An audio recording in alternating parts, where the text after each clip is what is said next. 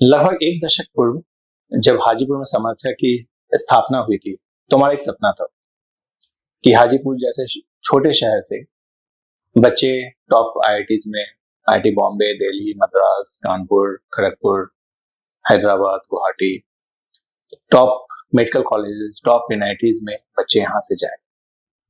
क्योंकि जब मैं आईआईटी बॉम्बे में था 2005 से 2009, तो मुश्किल से मुझे 3 लोग मिले थे जो हाजीपुर को बिलोंग करते थे। एक में सीनियर थे और एक में बैचमेट था, वो भी उसके भैया हाजीपुर में रहते थे। तो एक अपनापन महसूस होता है अपनी जगह से।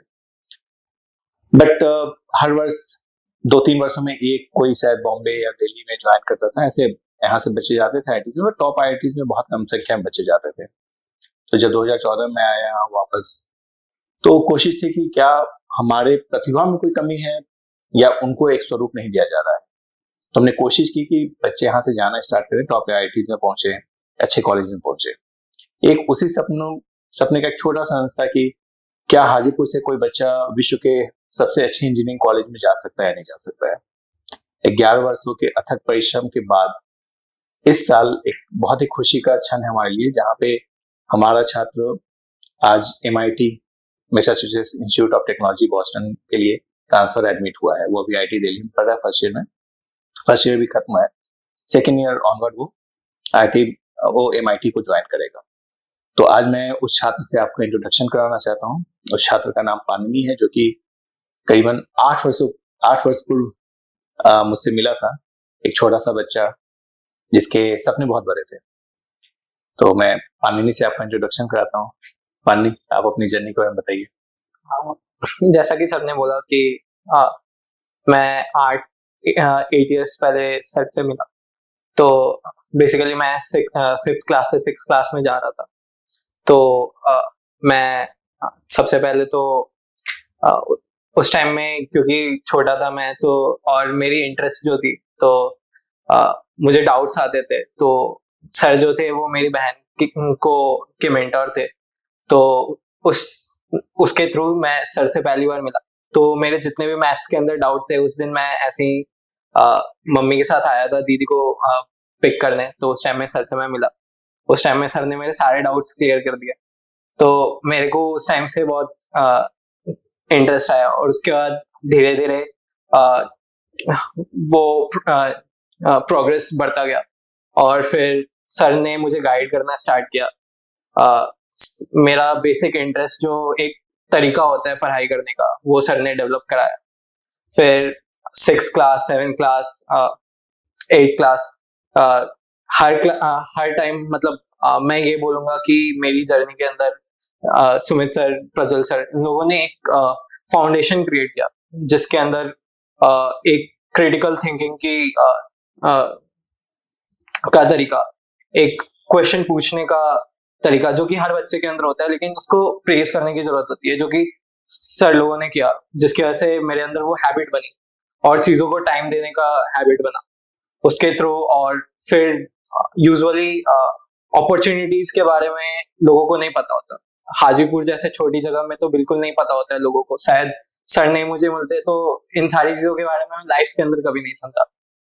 सर मिले, इसकी वजह से मुझे ओलंपियाड्स के बारे में पता चला। फिर उसके बाद जैसे जैसे टाइम बढ़ा, मेरी ड्रीम्स भी बड़ी हुई, क्योंकि मुझे उन सारी चीजों के बारे में पहले पता चला। फिर सर लोगों के गाइडेंस के अंदर जब मैंने मेहनत की, तो मुझे अपनी कैपेबिलिटी भी दिखाई दी, और फिर मुझे लगा कि हार्डवर्क से सब कुछ अचीव किया जा सकता है। तो मैंने अराउंड 8 क्लास के करीब में मैंने सोचा था कि मैं एक ड्रीम था कि मैं MIT के अंदर एडमिट हूँ।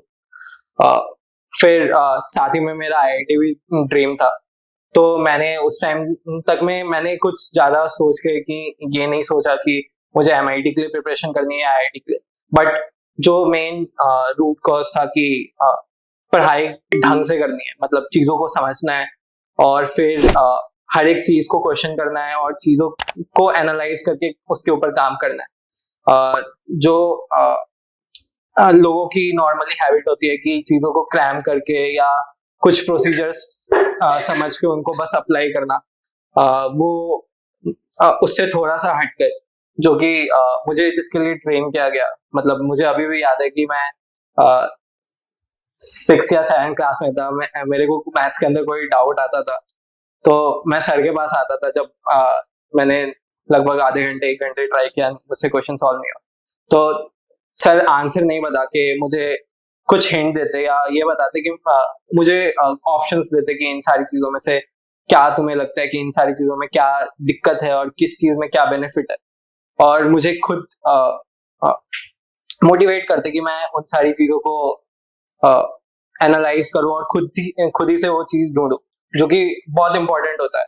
क्योंकि ये एक हैबिट है जिसके थ्रू आप चीजों को एनालाइज कर पाएंगे और समझ पाएंगे किसी भी नई चीज को, और तभी आप उन सारी चीजों के बारे में क्वेश्चन भी पूछ सकते हैं। तो वो हैबिट मेरे अंदर आई। फिर ग्रेजुअली मैंने पढ़ाई की, जो भी सर लोग रिसोर्स बताते थे, नई चीजों के बारे में बताते, उन सभी के अंदर मैंने ट्राई किया, और ग्रेजुअली मैं सबसे पहले तो मैं मतलब हाजीपुर में जो भी कॉम्पिटिशन्स होती थी उसके अंदर किया। फिर उसके बाद बिहार स्टेट लेवल पे जो भी होती थी उन सभी के अंदर अच्छा किया। फिर और मोटिवेट हुआ तो इंडियन लेवल पे जो भी ओलंपियाड्स थे उन सभी के अंदर मैंने अच्छा किया। फिर मैं 11th क्लास के अंदर टीम इंडिया के अंदर सेलेक्ट हुआ, जिसमें मैंने international olympiad on astronomy and astrophysics के अंदर सिल्वर मेडल लिया। फिर नेक्स्ट ईयर मैंने अगेन आईओए के अंदर मैं गया और उसके अंदर मैंने गोल्ड मेडल लिया। तो बेसिकली ये एक जर्नी थी जिसमें स्टार्टिंग में एक डायरेक्शन होता है जो कि अगर नहीं मिलता तो शायद ये पूरा का पूरा पाथ ही अलग होता, जो कि मेरे हिसाब से हाजीपुर जैसे छोटे जगह पे अगर सर नहीं होते जिन्होंने ये सपना नहीं देखा कि हम इस छोटे से जगह से भी लोगों को पोटेंशियल जो लोगों के अंदर है उसको उसकी मंजिल तक पहुंचा सके, अगर उस सोच के साथ अगर सर यहाँ पे नहीं आते तो मेरे जैसे बच्चे जिनको आज मैं जहाँ पे हूँ मेरा पाथ बिल्कुल अलग होता, मुझे इन सारी चीजों के बारे में बिल्कुल ही पता नहीं होता। तो मैं सर के लिए बहुत थैंकफुल हूँ, और हाँ, इस जर्नी को स्टेप करने में सर लोगों का बहुत बड़ा हाथ है, ऑब्वियसली मेरे पेरेंट्स का भी बहुत बड़ा हाथ है। ओलंपियाड्स और जेई प्रिपरेशन में क्या डिफरेंसेस तुमने फाइंड किए?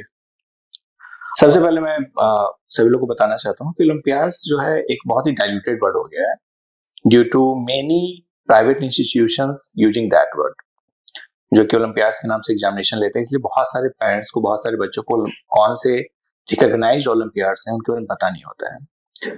तो इंडिया में जो ओलंपियाड की अथॉरिटी है, जो ओलंपियाड कंडक्ट कराती है, वो HBCSE है। TIFR के साथ, IAPT के साथ और मैथमेटिकली MTA के साथ कंबाइन कर करती है। MTA मैथमेटिक्स ओलंपियाड के साथ एसोसिएट होती है, जो कि CMI में उनका OCSE होता है, ट्रेनिंग कैंप होता है। बाकी TIFR में लास्ट स्टेज ट्रेनिंग कैंप होता है जहां से इंडिया को रिप्रेजेंट करते हैं। तो बहुत सारे ओलंपियाड्स हैं जिसमें मेजर फिजिक्स ओलंपियाड है, केमिस्ट्री ओलंपियाड है, मैथमेटिक्स ओलंपियाड है, एस्ट्रोनॉमी एंड एस्ट्रोफिजिक्स ओलंपियाड है, बायोलॉजी ओलंपियाड है एंड इंफॉर्मेटिक्स ओलंपियाड है, जो कि मेजर जिनका रिकग्निशन काफी ज्यादा है। ये सारे जो है वो Homi Bhabha science centre for science and excellence conduct कराती है। एंड लोग इसलिए बहुत लोगों को नहीं पता होता बिकॉज ये बहुत ज्यादा प्रचार प्रसार नहीं होता है इस चीज का। एंड ओलंपियाड्स नाम से बहुत सारे प्राइवेट ऑर्गेनाइजेशंस एग्जामिनेशन कंडक्ट कराती है, जिसका हम लोग को नहीं पता था और वो कंफ्यूज हो जाते हैं। तो वी हैव टू अंडरस्टैंड कि ओरिजिनली ओलंपियाड जो रिकग्नाइज है, जो कि इंटरनेशनल लेवल पे अदर यूनिवर्सिटीज में रिकग्नाइज किया जाता है, वो ये ओलंपियाड्स हैं जिनके डिफरेंट स्टेजेस होते हैं। जैसे मैं मैथ्स की बात करूं तो पहले IOQM होता है, उसके बाद होता है RMO, उसमें जो क्वालिफाई करते हैं, तो IOQM में लगभग 3000 स्टूडेंट्स क्वालिफाई करते हैं अप्रोक्सीमेटली। RMO में लगभग 350 स्टूडेंट्स क्वालिफाई करते हैं। देन INMO होता है, इंडियन मैथमेटिक्स ओलंपियाड, इसमें लगभग 50 से 60 बच्चे क्वालिफाई करते हैं, जिसको ट्रेनिंग कैंप में ऑलमोस्ट 50 स्टूडेंट्स को OCSE के लिए CMI में बुलाया जाता है, चेन्नई मैथमेटिकल इंस्टीट्यूट चेन्नई में। वहां पे उनका लगभग 2 हफ्ते का ट्रेनिंग कैंप होता है। उसमें से टॉप 5 to 6 स्टूडेंट्स इंडिया को रिप्रेजेंट करते हैं, जो कि डिफरेंट कंट्रीज में हर साल का होता है। It is just like Olympics games, वैसे एकेडमिक्स ओलंपियाड्स होता है। Similarly physics, chemistry, astronomy, biology, junior science olympiad भी होता है 8th and 9th के स्टूडेंट के लिए। इनका स्टेज होता है पहले NACP होता है फॉर फिजिक्स, या NACC, NSEB, NSEA, इन सब में इसमें जो क्वालिफाई करते हैं वो INPHO को देते हैं, या INCHO को देते हैं, INAO को देते हैं। जैसे फॉर एग्जाम्पल पानी काफी सालों बाद इकलौता स्टूडेंट था जो कि physics, chemistry, astronomy and astrophysics तीनों में IN को क्वालिफाई किया था, बट आपको एक ही कैंप के लिए सिलेक्ट किया जाता है, इट इज योर चॉइस। सो उसके बाद ट्रेनिंग कैंप होता है OCSC की, जो कि TIFR मुंबई में होता है। वहां से 5 बच्चों को सिलेक्ट किया जाता है जो कि इंडिया को रिप्रेजेंट करते हैं। तो फर्स्ट टाइम जैसे 3 साल ये कैंप में गया, first year he couldn't qualify in camp, that year he was in class 10th। Next in 11th he qualified, he represented India in Brazil and got silver medal for India। Bihar के लिए बहुत बड़ा achievement था, जो कि बिहार में ऐसा नहीं हुआ था पहले। उसके बाद फिर नेक्स्ट ईयर इसने अगेन से फिर दिया, and that year he won gold medal for India. That was biggest achievement for us also, in for Bihar also. But of course मतलब चूंकि लोगों को बहुत ज्यादा इंफॉर्मेशन नहीं है तो आइडिया नहीं होता है। नाउ ओलंपियाड्स का सबसे ज्यादा सिग्निफिकेंस क्या होता है कि इसमें अगर आप एक्स्ट्राऑर्डिनरी अचीवमेंट करते हैं तो you may gate call from top most engineering college around the world, जिसका एक बहुत बड़ा एग्जांपल है पानी, जिसको MIT से call based on that and other academic achievements also. तो ये ओलंपियाड के बारे में बताना चाहता हूँ। नाउ माय क्वेश्चन फॉर पानी इज कि what is the basic difference between preparation for Olympiads and JEE? So I will say मतलब मेरे अनुसार JEE और ओलंपियाड, JEE आज के टाइम पे is much more about how much your execution is better। so मेरे हिसाब से बेसिक नॉलेज जो होती है, फंडामेंटल्स क्लियर होना, वो दोनों के अंदर इम्पोर्टेंट होता है। तो इसके आगे डिस्टिंक्शन आना स्टार्ट होती है। जैसे ओलंपियाड्स के अंदर आपको जरूरत है कि आप फंडामेंटल्स के अंदर और ज्यादा डीप जाके क्वेश्चंस पूछे कि ये क्यों हो रहा है, और उन सारी चीजों के बारे में खुद ही सोचे कि क्या हो रहा है। रिसोर्सेज की और डीप के अंदर रिसोर्सेज का हेल्प लें, जो कि थोड़ा सा कॉलेज साइड में चला जाता है उन सारे रिसोर्सेज, वो सारी रिसोर्सेज। लेकिन JEE में वही सेम चीज आपके एग्जीक्यूशन पे ज्यादा डिपेंड हो चुकी है। तो आपको उस जितने सेम टाइप के क्वेश्चंस आप कितने सारे कर रहे हैं, या आप अपना डेटा सेट जो आपका क्वेश्चंस का वो आप कितना ज्यादा इंक्रीज कर सकते हो। क्योंकि at the end of the day Olympiads की जो हार्डनेस होती है वो डेप्थ वाइज बहुत ज्यादा होती है। JEE ऑब्वियसली वो one of the hardest examinations है, बट डेप्थ वाइज ओलंपियाड्स के रिस्पेक्टिव में वो बहुत कम है। तो और वहाँ पे आपको time management, execution, pressure handling वो ज्यादा मैटर करता है। तो JEE में आपको उस चीज की प्रैक्टिस ज्यादा करनी होती है। That is also really important for life. But in Olympiads it's more about questioning everything that you see around yourself। Like even if I'm going through some vehicle and I see somebody beside me, then you can ask some basic questions like how things are working. So when you ask those questions, you will understand the fundamentals how things are working. So then there is a intuition that is created inside you, and आपको पता चलता है चीजें कैसे काम कर रही हैं, और फिर आप उसके अंदर डीप जाते हो। फिर आप सिमिलर स्ट्रक्चर्स पे चीजों को, क्योंकि आपको बेसिक्स क्लियर है, तो आप सिमिलर स्ट्रक्चर्स पे चीजों को बना सकते हैं, क्वेश्चंस को सॉल्व कर सकते हैं। तो ओलंपियाड्स के जो क्वेश्चंस होते हैं वो are more based on practical things, जैसे जो कि अभी आपको मैंने एग्जांपल दिया उसी तरीके से वो और उसी पे बेस्ड होता है, थोड़ा सा और कॉम्प्लेक्स होता है। अगर मैं एस्ट्रोनॉमी की बात करूं तो it's more about whatever events or whatever mechanisms happen in space. So when you so in that intuition is not that much common, but when you'll understand the basic principles of physics behind those things, so you'll get a type of that's also kind of data set, but that creates an intuition for you. And in JEE, if you see, the questions are not too much based on that practical side. Some questions are based on practical side, but when I am talking about practical side, I am talking about how much deep it's going in the practical side. So I think this is the difference between JEE and Olympiads, and both are important. Both gives different relations to you. Like JEE will help you handle pressure of time and even managing work also. And it's also tests your patience in different way. In Olympiads, you need to have a patience for, like, if you're stuck on some problem, you should have the capability to give your best at that problem for even 5-6 hours, even days. So that's the patience. Olympiad preparation ने तुम्हें कैसे help किया था JEE में अच्छा rank लाने में?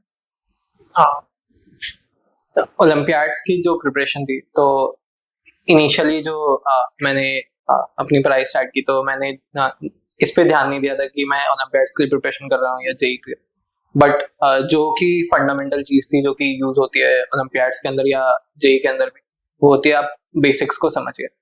तो ओलंपियाड्स के अंदर बस उन बेसिक्स के अंदर आपको और डीप जाना होता है. तो मैंने वही किया. मैं और ज्यादा डीप के अंदर गया, चीजों को और अच्छे से समझी, मैंने टाइम ज्यादा स्पेंड किया चीजों के ऊपर. तो बेसिकली वो जो मेरी प्रिपरेशन थी वो ओलंपियाड्स के लिए जो बेसिक ट्रैक होता है वो ओलंपियाड्स का था.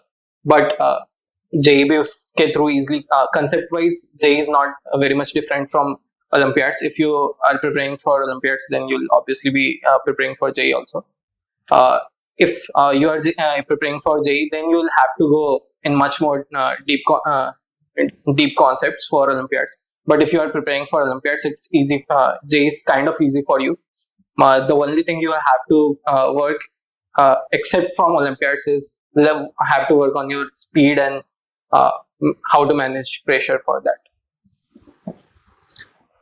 चलो एक सवाल, जैसे लास्ट ईयर जब जेई का रिजल्ट आया था, जेई मेंस का, you become state topper. Of course we celebrated, but शायद उस तरीके से नहीं जैसे बाकी लोग करते हैं.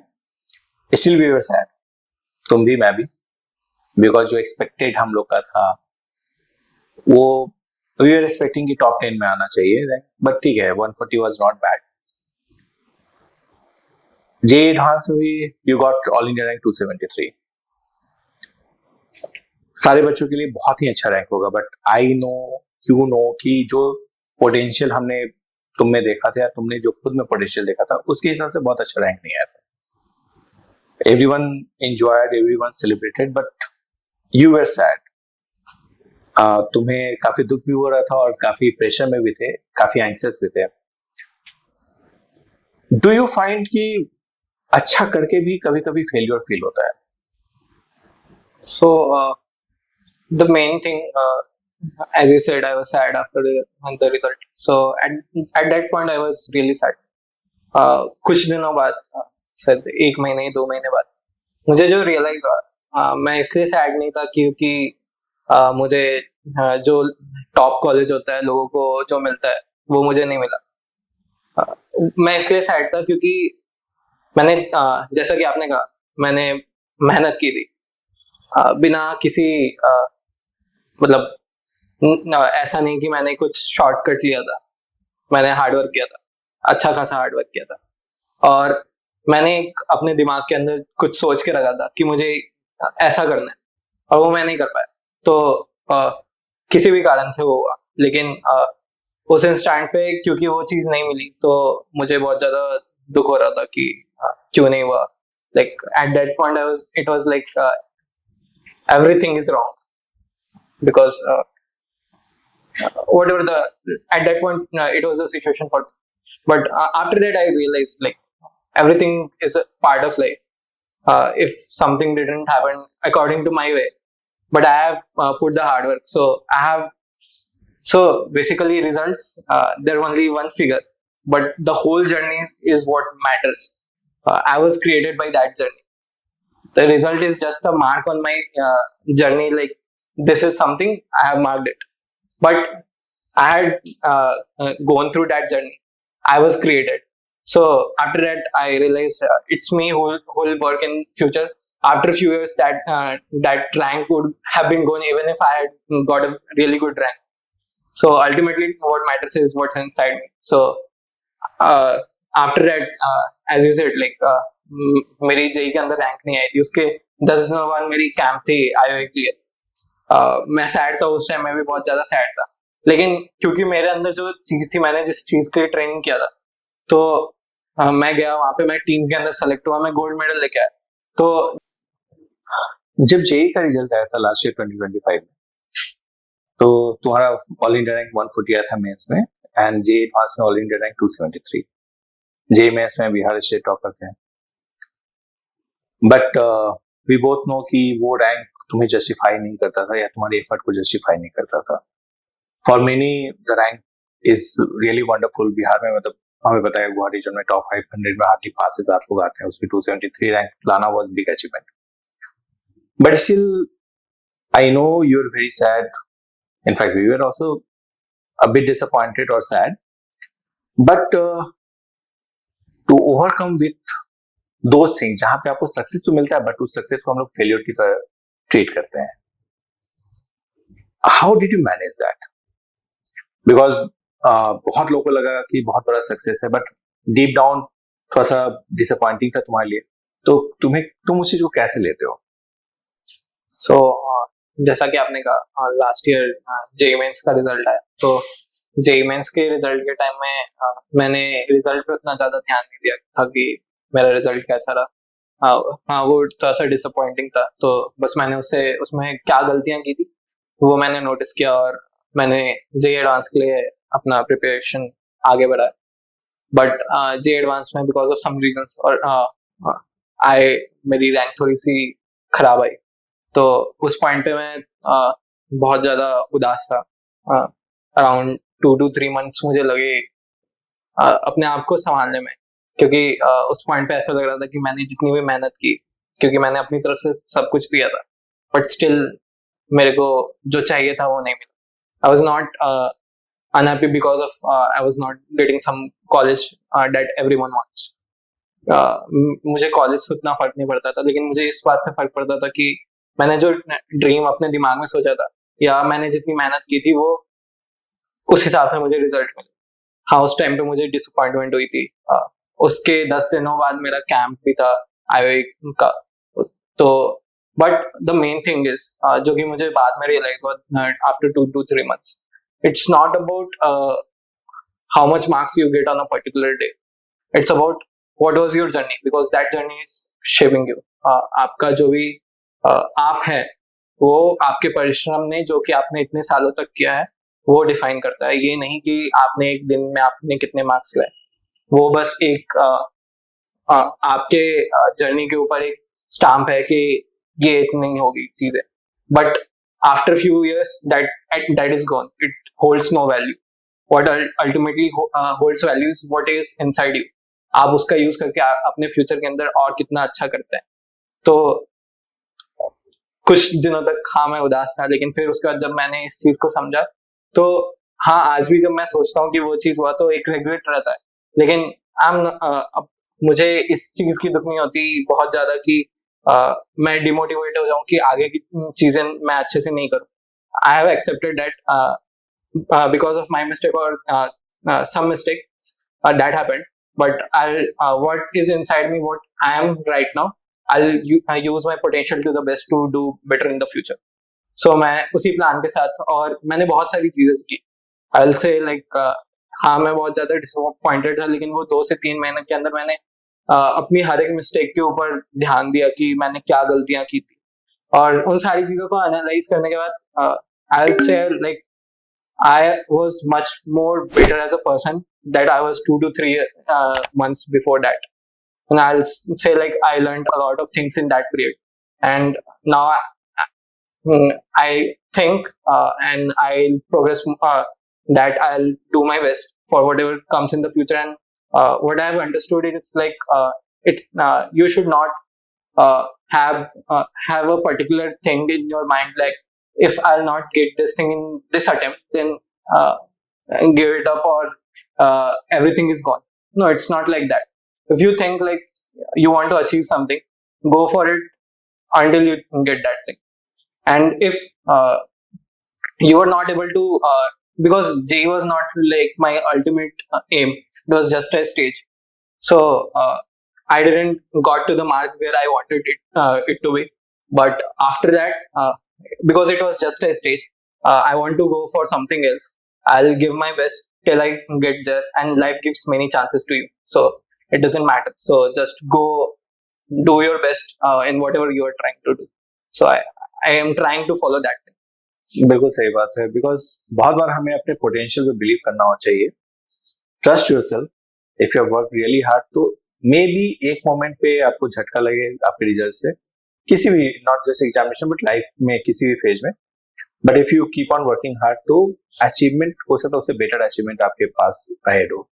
For example, might be last year के जो टॉप रैंकर्स थे उनको MIT में एडमिशन नहीं मिल पाया हो, एंड यू गॉट एडमिटेड दो योर रैंक वाज बैक. तो सक्सेस अगर हम लोग ऑनेस्टली एफर्ट करते रहते हैं तो आज नहीं तो कल हमें अचीवमेंट मिलता ही है, किसी ना किसी रूप में मिलता है. सो पहले भी कहा गया कि कर्म करते जाओ, फल की चिंता मत करो. उसी प्रकार से आप, if you are honest, if you are working hard and you have believe over yourself, तो आपको सक्सेस मिलना ही है कभी ना कभी. इंजीनियरिंग के सेक्टर में MIT, Massachusetts institute of technology Boston को विश्व का सर्वश्रेष्ठ इंजीनियरिंग कॉलेज बोला जाता है. बट बहुत सारे बच्चों को इसके बारे में इंफॉर्मेशन नहीं होता. IT के बारे में फिर भी बहुत लोगों को पता है, MIT के बारे में बहुत लोगों को नहीं पता होता, या फिर नाम जान रहे होते हैं पर उनको पता नहीं होता किस तरीके से वहां पहुंच सकते हैं. तो अगर एक कोई भी बच्चा है, बिहार का कोई छात्र है, और हमें पता है कि बिहार से बहुत कम लोग ही जा पाए हैं, खासकर अंडर ग्रेजुएट प्रोजेक्ट में, UG प्रोजेक्ट में बहुत कम लोग जा पाए ग्रेजुएशन करने के लिए. MS करने के लिए फिर भी लोग जा पाते हैं, बट BS के लिए बहुत कम लोग जा पाते हैं.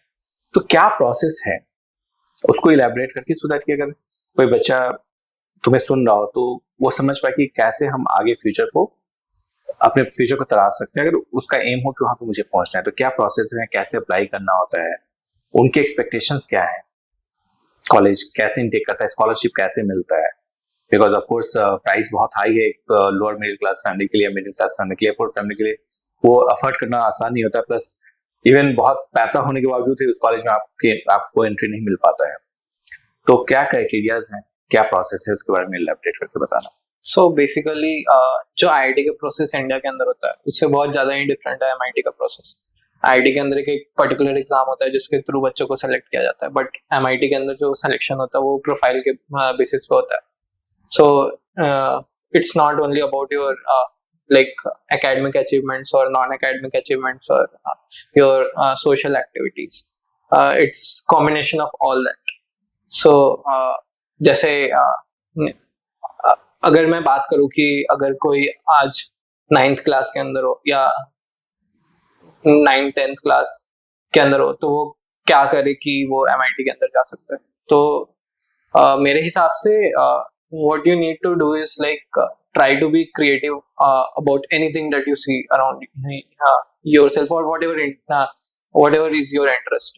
So like आप हो सकता है कि आप एकेडमिक के अंदर ज्यादा इंटरेस्टेड हो तो आप उसके अंदर बहुत अच्छा करें.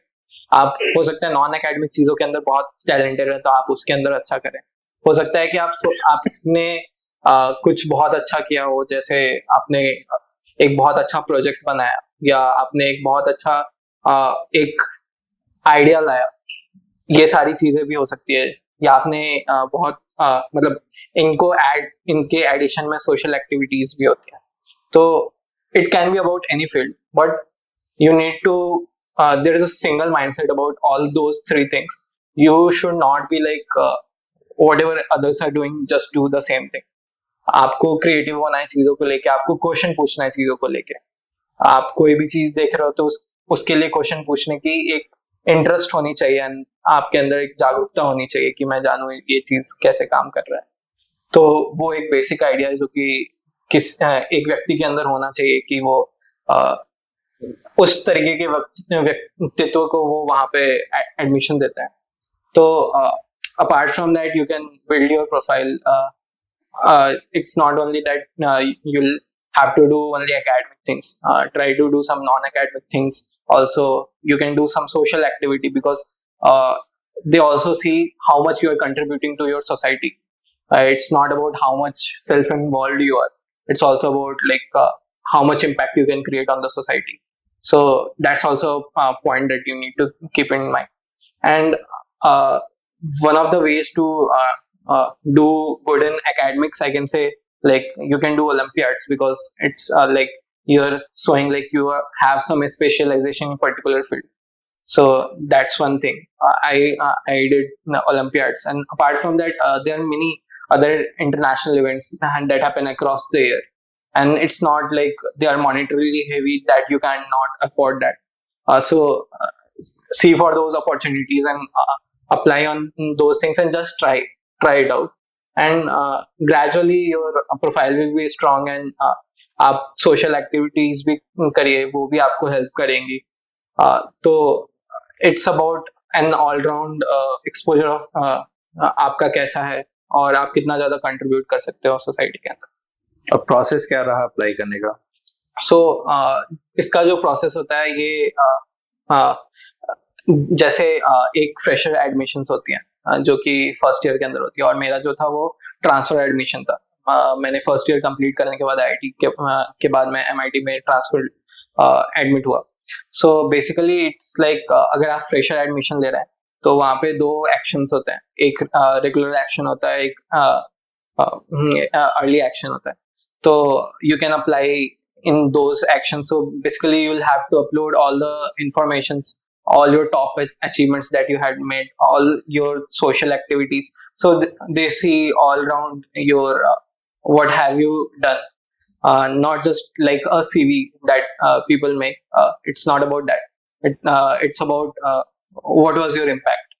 And apart from that, you will be asked some questions, some generic questions, but those questions will help them to understand what is your thinking, how do you think about things, and उनको पता चलेगा कि आपका mindset कैसा है, क्या आप वहाँ के इन्वायरमेंट के साथ कॉम्पेटेबल हैं. तो इन और वो सारे एसेज आप I will recommend like try to be more realistic, because right now things are too much. People try to present themselves really good, and they understand like when things go too much ideal. So try to be real. Tell them who you really are, and if you are real and you have done hard work, and you are creative, then they'll understand and they'll give you admission. So it's not just about your scores, it's also about what is your mindset. So that's. और क्या class 11th में apply करना पड़ता है, 12th में apply करना तो पड़ता है, या फिर जैसे तुमने कॉलेज में जाके अप्लाई किया? तो जैसा कि मैंने कहा कि दो तरीके से एडमिशंस होती हैं. तो जो फ्रेशर एडमिशन है उसके लिए आप अपने क्लास 12th के टाइम में अप्लाई कर सकते हैं. तो उसके अंदर दो टाइम्स होते हैं जिसके अंदर आप अप्लाई कर सकते हैं. जैसा कि मैंने बताया, दो एक्शंस होते हैं. तो one is around November time and another is about around March time.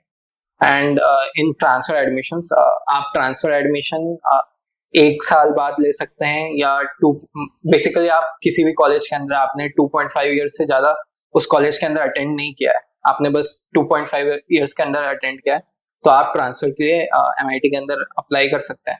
तो उसके अंदर बस एक ही एक्शन होता है जो कि मार्च के टाइम में आप अप्लाई कर सकते हैं. And as I mentioned what was the procedure for the application, that's the procedure. And you can apart from that, there are some alongside things that you will need to do for financial aid and other things, and yeah, that's it. What is the success ratio in getting admitted to MIT? जैसे अगर मैं IIT की बात करूं तो top IIT में almost देखा जाए तो 1% मान लेते हैं. Yeah, it's around 2%. तो 1 to 2% के बीच में था. अगर अच्छा टॉप IIT की बात करें तो 1% के अराउंड है. Hmm. So what is the success ratio in MIT? बहुत बच्चे अप्लाई किए होंगे तुम्हारे कोर्स में, ट्रांसफर एडमिशन के लिए बहुत सारे बच्चे अप्लाई किए होंगे जिनका अचीवमेंट बहुत अच्छा होगा. खासकर मान लीजिए टॉप IITs या एम्स में होंगे बच्चे, तो they must have been academically good. तो क्या सक्सेस रेशियो है, कुछ आइडिया? सो बेसिकली अगर MIT के रिकॉर्ड्स के थ्रू जाए तो around it's around 10%, but that is for like overall, including the American students and international students both. But if you will only see about the international students, then it decreased drastically. So for freshers admission, I think it's around 1 to 2%. And for transfer admissions, it's really small. Like around the globe, they'll select like 30 people in international, so it's less than 0.1%. So, and the problem here is like you can still say like it's international acceptance is 2%, which is greater than acceptance rate in IIT. But the thing is, the people that are applying for their profile is also very light. So the competitions get really hard there. True. इस साल अगर देखा जाए तो बिहार के लिए 3 बड़े achievement हो गए हैं। वैभव सूर्यवंशी, शुभम कुमार IIT में रैंक 1 लाया, और अब तुम MIT जा रहे हो। स्टिल बिहार में अगर देखा जाए, बिहार के बच्चों का सक्सेस रेशियो काफी कम हो गया है। दूसरा, माइग्रेशन अभी बहुत ज्यादा है। तो इस पे तुम्हारा क्या से है कि बच्चों को कहाँ बेहतर से शिक्षा मिल सकती है, कहाँ पे रहने से उन्हें फायदा है, पेरेंट्स के साथ रहने में क्या फायदा होता है, इसके बारे में तुम्हारा क्या कहना है? पेरेंट्स के साथ रहना मतलब बेस्ट एनवायरनमेंट तो ये होता है कि आप अपने पेरेंट्स के साथ रह के पढ़ाई कीजिए। कंसंट्रेशन बहुत ज्यादा होती है, आपको बाकी सारी चीजों के बारे में फिक्र करने की जरूरत नहीं होती, आपको खुद के हेल्थ के बारे में सोचने की जरूरत नहीं होती, क्योंकि वो सारा कुछ आपके पेरेंट्स सोच लेते हैं। और जहाँ तक बात माइग्रेशन की है, तो इसमें बहुत सारे चीजें प्ले में होती है। जैसे बहुत सारे लोग इन्फ्लुएंस के कारण चले जाते हैं कि मेरे साथ 2 लोग थे, वो जा रहे हैं तो मुझे भी जाना चाहिए। वहां पे वो अपने लिए बेस्ट अपॉर्चुनिटी ना सोच के इन्फ्लुएंस पे वो ज्यादा करते हैं, सोशली क्या रहेगा पर्सपेक्टिव लोगों का उनके प्रति, जो कि एक गलत धारणा है, क्योंकि उनको अपने लिए बेस्ट ऑप्शन देखना चाहिए। आपको देखना चाहिए कि क्या आप खुद अकेले, मतलब ये बहुत बड़ी समस्या होती है कि लोग मैनेज नहीं कर पाते चीजों को खुद अकेले, क्योंकि वो बाहर जाते हैं, वो अकेले रहते हैं, तो खुद अकेले मैनेज नहीं कर पाते। तो आप सोचते हैं कि आप अपना बेस्ट दे पाएंगे, लेकिन आप अपना बेस्ट नहीं दे पाते, आप किसी कारण से कभी पीछे हो जाएंगे, तो फिर उस चीज को मेंटेन करना बहुत मुश्किल हो जाता है चीजों को। तो मेरे हिसाब से आप it's better, you'll have to think yourself what is better for you. I'm not giving you any opinion like whether you should stay here or you should go outside. Think rationally what is better for you. आप यहाँ पे रहोगे तो आपको क्या benefits होंगे, आपके साथ माता पिता रहेंगे। आप बाहर जाओगे तो आपको क्या बेनिफिट्स है, साथ में ये भी देखिए कि आपको क्या नुकसान होंगे, और उसके बाद आप अपना डिसीजन लीजिए। So I'll say don't be influenced by what others are doing. Think rationally what you should do and what is pro of that particular thing, and what are cons of that particular thing, and then take a decision. Post Covid बहुत सारे बच्चे online mobile पकड़ के पढ़ाई करना start कर दिए। Technology का यूज है, नो डाउट। इनफैक्ट जैसे ओलंपियाड्स की तैयारी के लिए बहुत सारे ऐसे साइट्स हैं जहाँ बहुत अच्छा इंफॉर्मेशन मिलता है, for example art of problem solving and other sites also. But you did not do any online classes.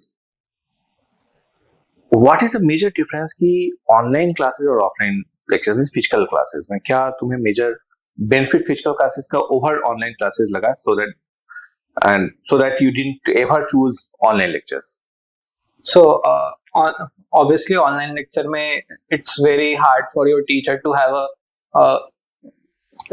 in physical classes वो आपको देखेंगे आप क्या कर रहे हैं, आप बहुत अच्छा एक कन्वर्सेशन होता है, एक इंटरेक्शन होता है टीचर और बच्चे के बीच में, जो कि ऑनलाइन क्लासेस के अंदर पॉसिबल नहीं होता है।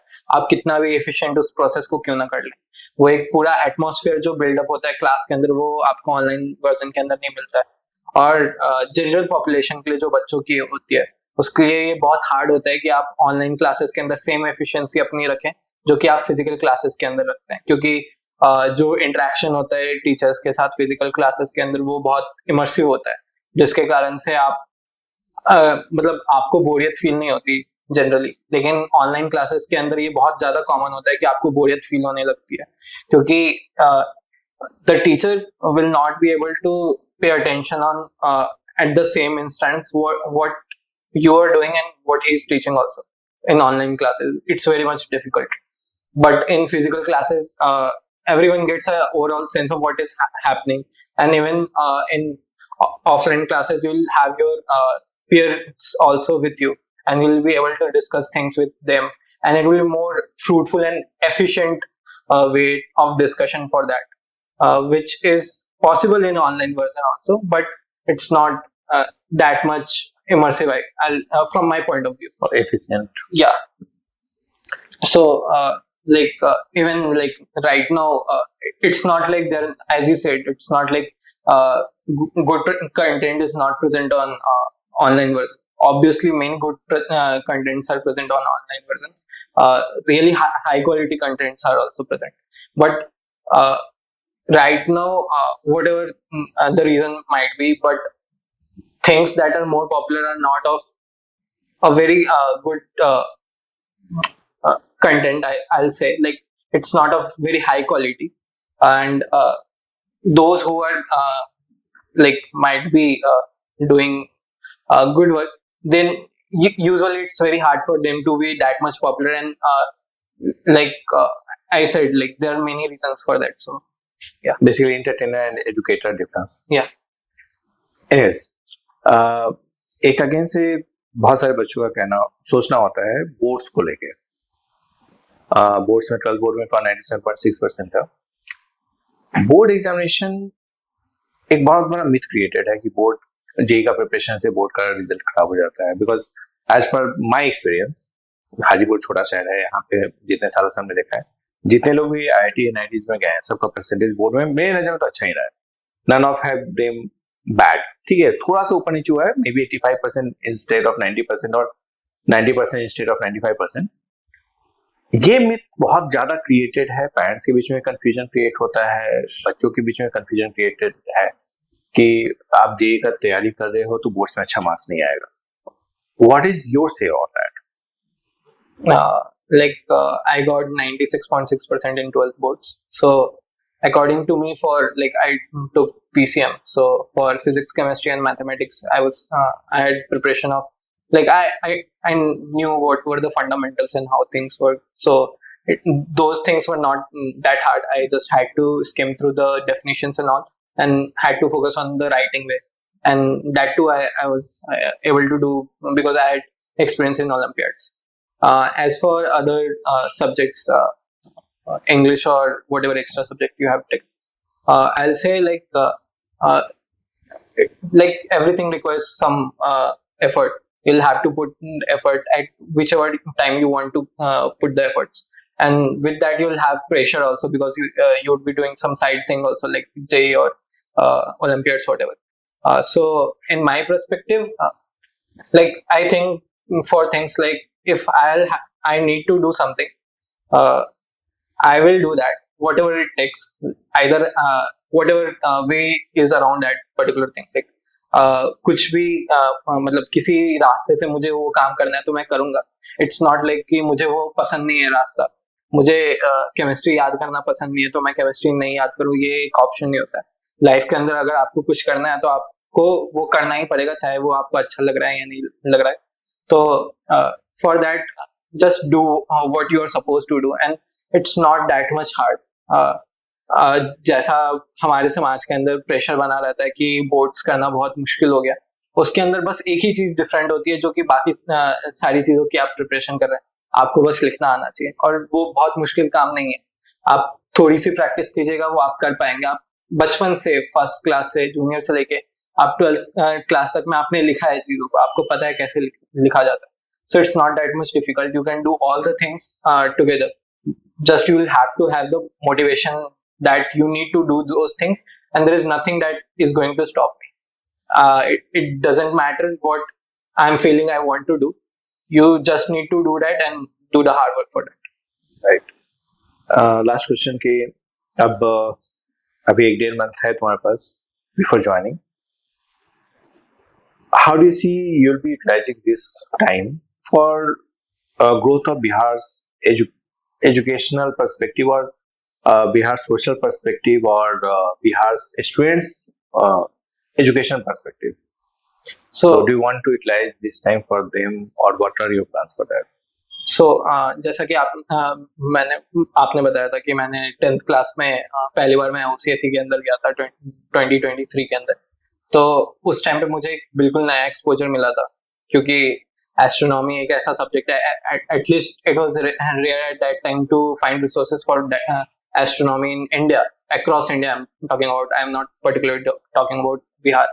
सो उस टाइम में मुझे जो एक्सपोजर मिला था, तो ऑब्वियसली मेरे अंदर ये भावना आई थी कि मैं ये चीज जो मुझे स्ट्रगल उस टाइम में करना पड़ा था रिसोर्सेज के लिए, या लोगों को जनरल ओलंपियाड के बारे में पता नहीं होता, ये सारी अपॉर्चुनिटीज प्रेजेंट होती हैं जो बिल्कुल अननोन रहती है। तो इन सारी चीजों के बारे में मैं अपने आसपास के लोगों को बताऊं और जागरूकता एटलीस्ट करूं। तो आपके साथ मैंने मिलके बहुत सारे, मैं गवर्नमेंट स्कूल्स के अंदर गया था, बहुत सारे स्कूल्स के अंदर गया था, जहाँ पे मैंने लोगों को ओलंपियाड्स वगैरह के बारे में बताया था। सो I always try to do whatever I can do to motivate all the people that are around me, because it's a really big problem here that people don't know about what are the possibilities that they can opt for. So I think I'll continue that thing in these 2 months also. That's really good. Because at the end, अगर information, सही information बच्चों को मिलेगा तो students will do better. Information की कमी है अभी अपने यहाँ, खासकर ओलंपियाड्स के प्रति तो बहुत ही कम इंफॉर्मेशन है। We have been trying to do this for last 4 to 5 years कि बच्चों तक इंफॉर्मेशन जाए, एंड इट्स गुड कि एक तुम्हारा ये अचीवमेंट बच्चों को सही डायरेक्शन में गाइड करेगा कि हाँ भाई ओलंपियाड्स का सिग्निफिकेंस क्या है। Because many people do not find direct significance, उनको लगता है कि ओलंपियाड्स निकालेंगे तो क्या होगा, एक मेडल ही तो मिलेगा, बट दे शुड नो कि इसका कितना सिग्निफिकेंस है, कि मतलब वर्ल्ड का बेस्ट इंजीनियरिंग कॉलेज में through this it has been a part, it has been a reason for your selection. तो कितना ज्यादा इंपॉर्टेंट रहता है to get into very good internationally recognised college, so that will help. And with this will close the program, and all the very best for your future. Thank you. And keep shining, keep making Bihar proud, and keep making India proud.